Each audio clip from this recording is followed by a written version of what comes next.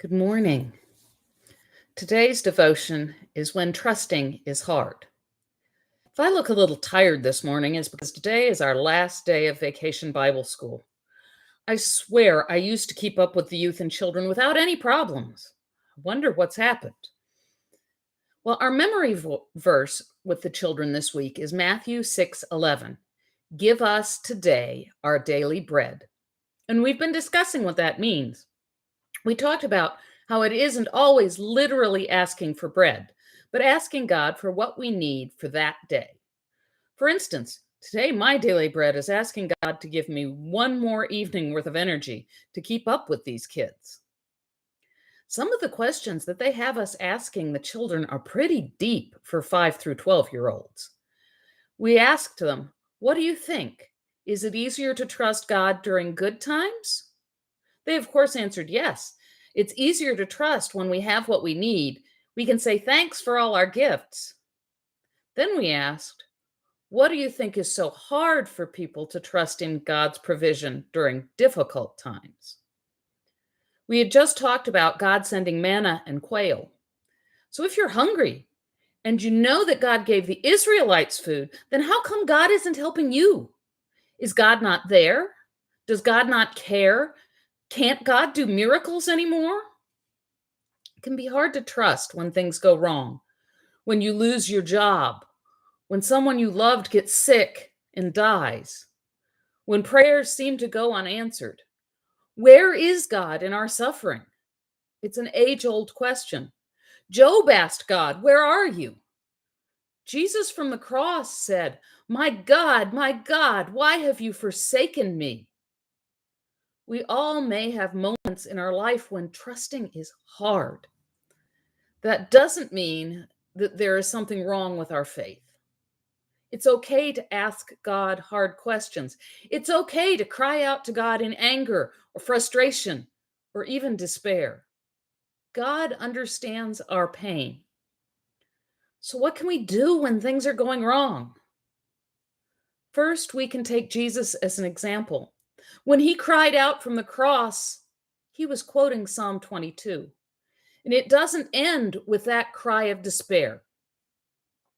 It remembers past faithfulness and finds the strength to trust anyway. Listen to verses 3 through 11, which follow Jesus' cry from the cross.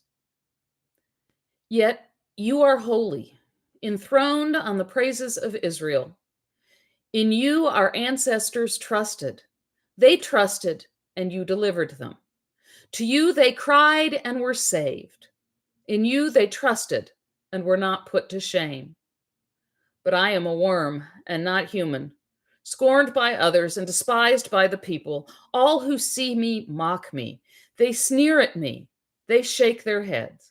Commit your cause to the Lord and let him deliver. Let him rescue the one whom he delights. Yet it was you who took me from the womb. You kept me safe on my mother's breast. On you I was cast from my birth. And since my mother bore me, you have been my God. Do not be far from me, for trouble is near, and there was no one to help. Remember the times that God was there in the past.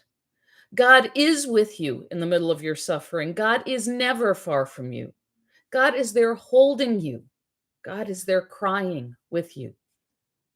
The other thing we told the children is sometimes we are called to be God's hands. So we made manna bags to hand out to the homeless and hungry. We had stuffed bags full of water and food. As Jesus's disciples, we are called to make a difference in this world. We are called to feed the hungry and clothe the naked and care for God's creation. If we see someone in despair, God may be calling us to shine a light in their darkness. When a person finds themselves homeless and receives a blessing bag full of food or a ride to the Star of Hope. When a person who is out of work receives free job training or even a Walmart gift card to help them buy groceries to hold them over until their first paycheck, or fill their car with gas to get to that job interview. When someone can buy a suit at our garage sale for $2 so that they will make a good impression on that interview. When a busy, harried parent can drop off their kids at Vacation Bible School for a couple of hours so that they can get some rest and get some work done. When someone goes and sits and visits for an hour with someone in a nursing home or who is homebound. All of these things and more are God using us to be manna and quail in the wilderness. All of these are ways we can be God's hands helping answer someone's prayer. Give us today our daily bread. So when times are hard, pray and watch for God to answer, even if that answer isn't what we expect or even what we wanted.